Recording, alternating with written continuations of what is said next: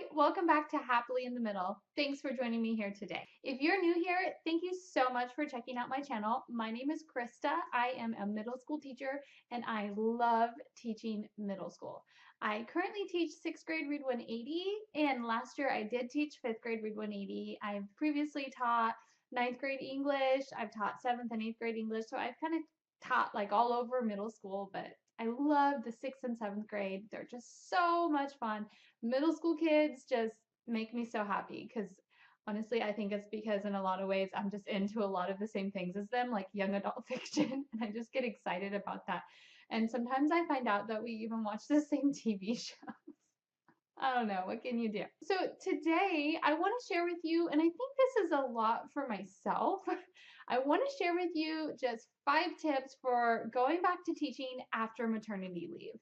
Now, I had a baby this past January, January 23rd, and he is 3 months old now. He just learned to roll over, and I'm getting ready on Monday to go back to work for the first time since leaving for winter break.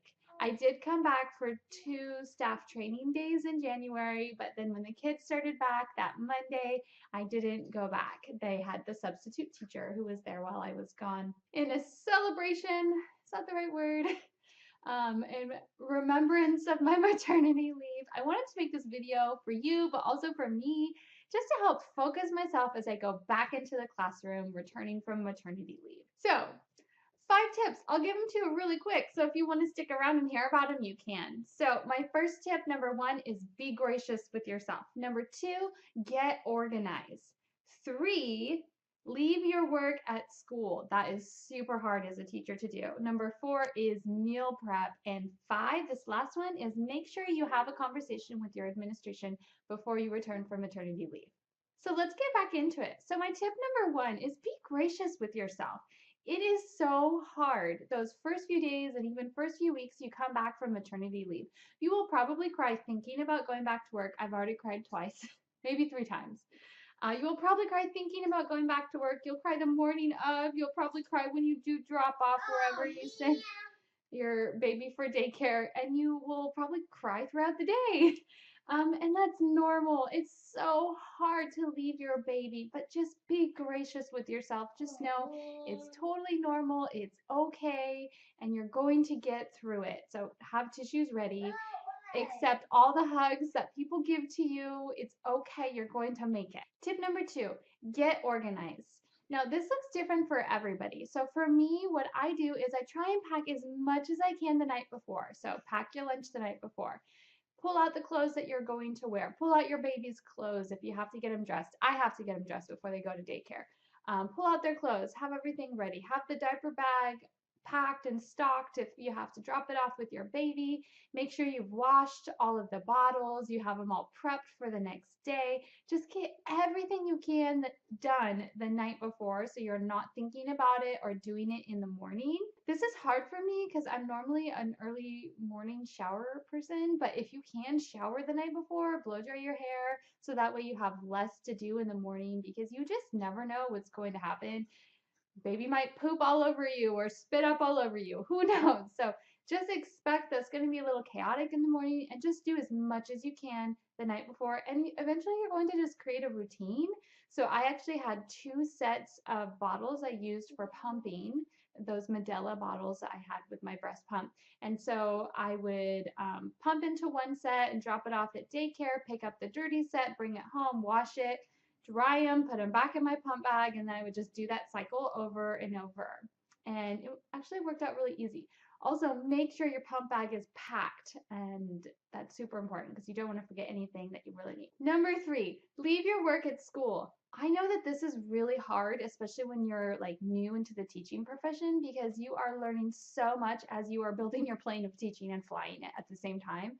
And so it's easy for us to be like, oh, I'll just take it home and I'll grade it at home. But let's be realistic here. You have a baby now, or in my case, I have a second one. I have a 3-year-old and then a 3-month-old, and I'm not getting very much work done. So in my life, basically how I do things is I take care of my kids all throughout the day, being on maternity leave.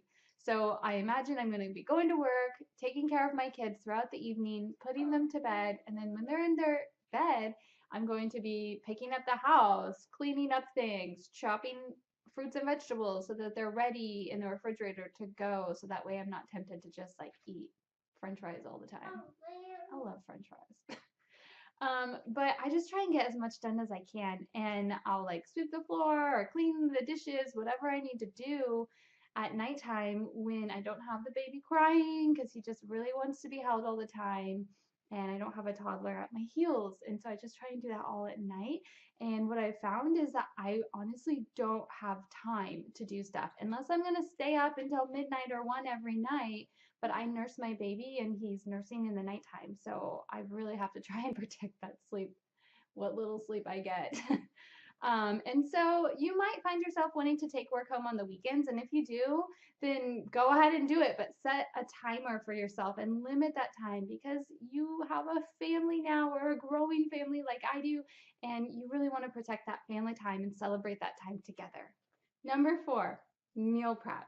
As much as you can, get your food prepped so that it just makes your life easier. So think about it like this. On Sunday, choose 2 meals like spaghetti and enchiladas or spaghetti and lasagna. And then make that on Sunday and make it for like a couple days. So then that way, Monday you have spaghetti, Tuesday you have enchiladas, Wednesday you have spaghetti, Thursday you have enchiladas. And that just makes it easy for you because you're so busy driving to work, driving home, getting your kids, taking care of your kids. It just saves you that extra time and stress about planning and thinking about what's for dinner.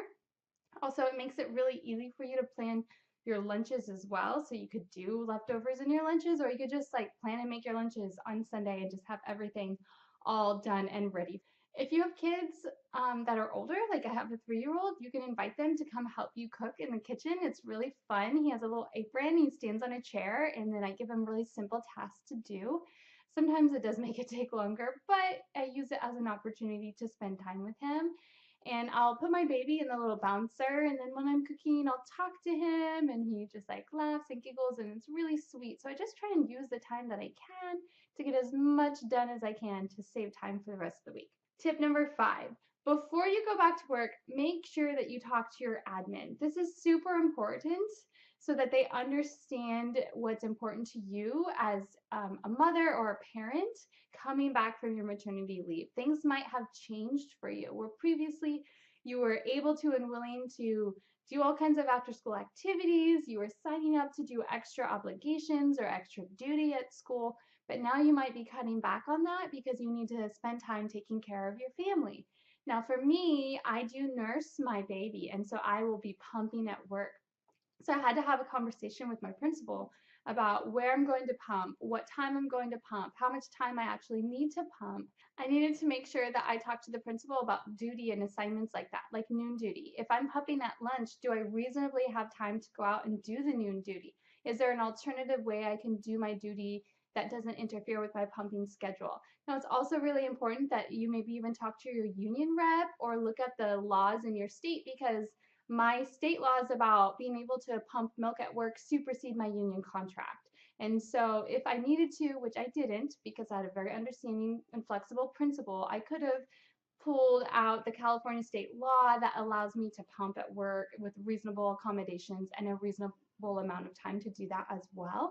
So just make sure you have that conversation. You've got everything set so you don't show up Monday morning or whenever you start and you start to panic because you haven't found a place yet, or you have been called for noon duty, or maybe pulled into an IEP meeting when that's supposed to be time that you're pumping during your prep or something like that. So just make sure you have that conversation with your principal. It just makes it so that when you go back, it's a lot less stressful. Those are my 5 tips for you. I mean, there are so many tips I could give you for going back to work, but the basics are just be really gracious with yourself and try and get yourself planned and organized and protect that family time because it's so sweet and special. They're only little ones, and I promise you, it goes by in a blink of an eye. I just can imagine and look back at my son who's 3 now, and I can still just see him as this little tiny baby in my arms. So it goes by really fast. Good luck going back to work. I know that it's hard. Be gracious with yourself and have a great day.